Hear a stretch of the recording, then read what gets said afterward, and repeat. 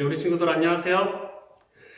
보통 앞에 우리 친구들이 앉아 있었는데 아무도 없으니까 많이 어색합니다. 오늘도 지난주처럼 온라인으로 주일학교를 시작하게 되었습니다. 선생님 어렸을 때 아마 초등학교 1, 2학년 때인 것 같은데요.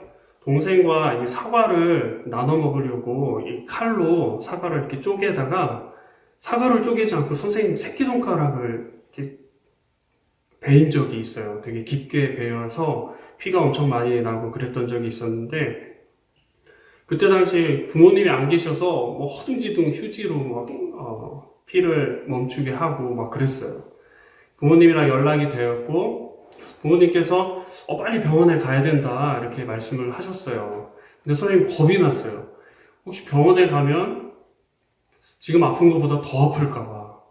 그 바늘로 이렇게 또 막 살을 꿰매고 이런 그 생각만 하니까 너무 무서워갖고 병원에 가서 치료 안 하고 그냥 자가 치료를 하려고 그렇게 마음을 먹었어요. 그냥 붕대하고 지혈할 수 있는 그런 것들과 연고를 사가지고 와서 그냥 임시방편으로 치료를 받았던 기억이 있어요.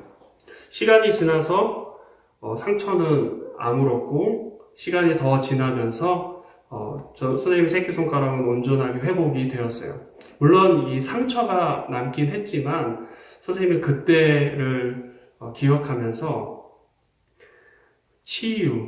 치료라는 그 단어를 이렇게 알게 되었습니다. 치료. 아마 병이나 상처 따위를 다스려 낫게 한다는 뜻인데요. 이 성경을 보면 성경에 이 하나님을 묘사하는 단어가 있습니다.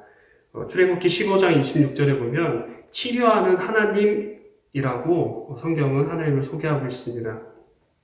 치유라는 말의 그 온전한 뜻은 온전케 한다는 의미예요. 이스라엘 백성들이 애굽에 나와 홍해를 건넜습니다.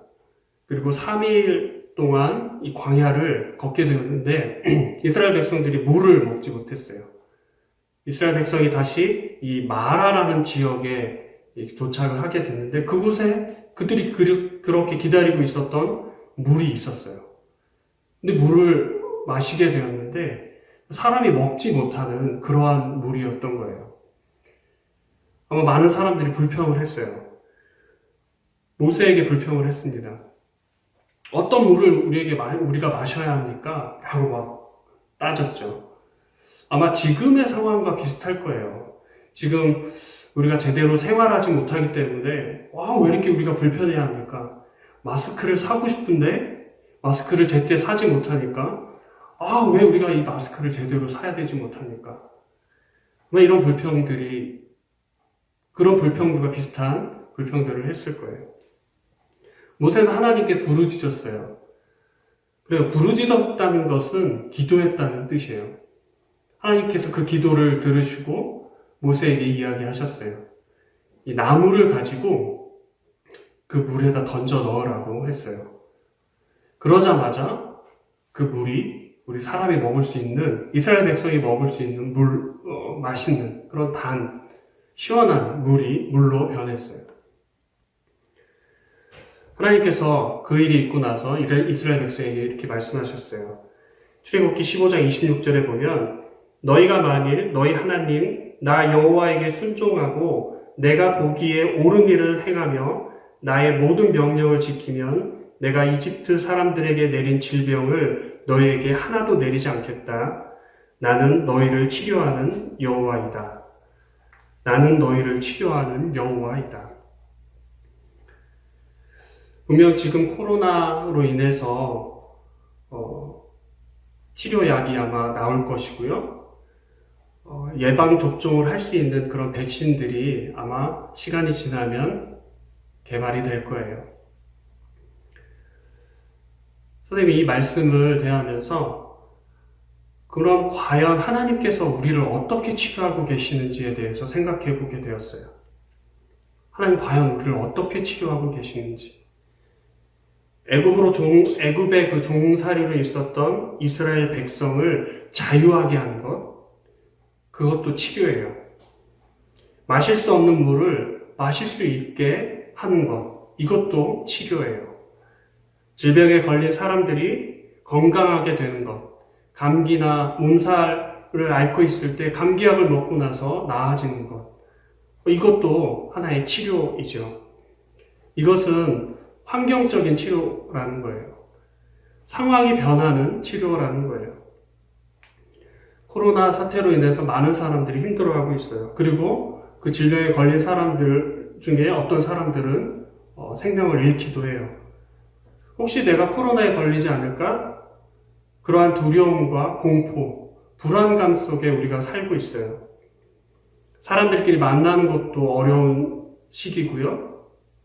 학교도 못 가고, 주일학교도, 그리고 어려운들이 드리는 예배도 지금 못 드리고 있는 그런 상황이에요.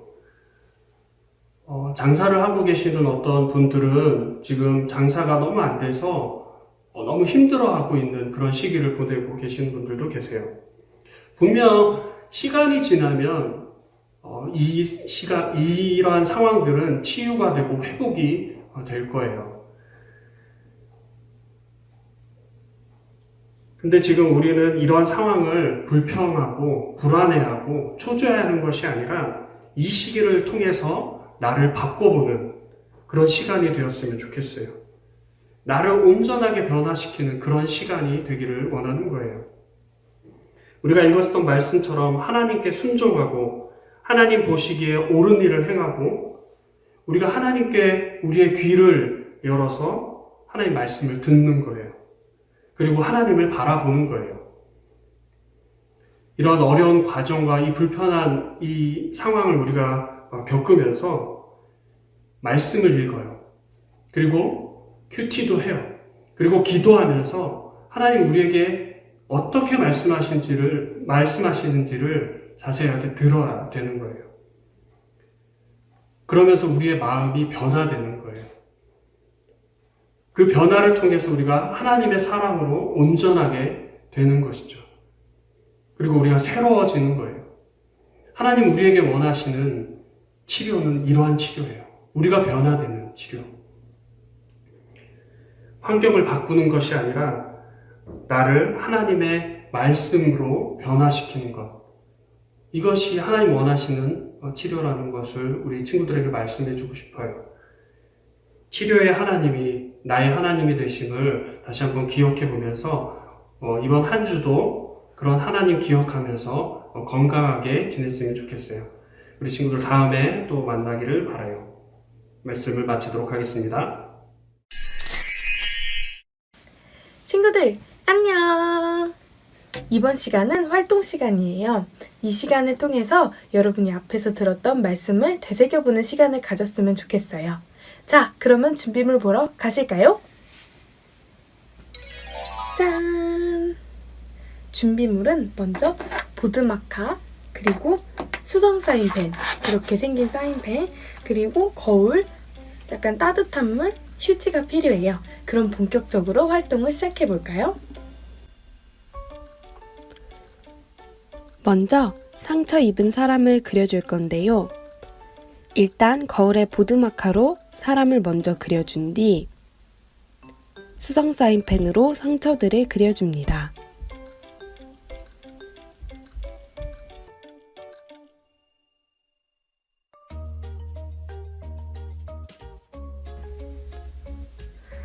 그런 다음 거울의 끄트머리부터 조심스럽게 천천히 물에 넣으면 보드마카로 그린 사람은 뜨고 수성 사인펜으로 그린 상처들은 이렇게 물에 녹아 사라지게 됩니다. 짜자잔! 치유하신 하나님을 기억해요. 하나 더 해볼까요? 아까와 똑같이 거울에 보드마카로 사람을 그려준 뒤 이번에는 수성 사인펜으로 죄라고 적어줍니다. 글씨를 쓰지 못하는 친구들은 미운 표정을 그려도 좋을 것 같아요. 다 그린 친구들은 거울을 물에 조심스럽게 넣어주면 보드마카로 그린 사람은 뜨고 수성 사인펜으로 적은 죄라는 글씨는 물에 녹아 감쪽같이 사라지게 됩니다. 예수님의 십자가를 통해서 우리 죄가 다 사라졌다는 것을 생각해 보면서 또 감사하면서 이 활동을 했으면 좋겠어요.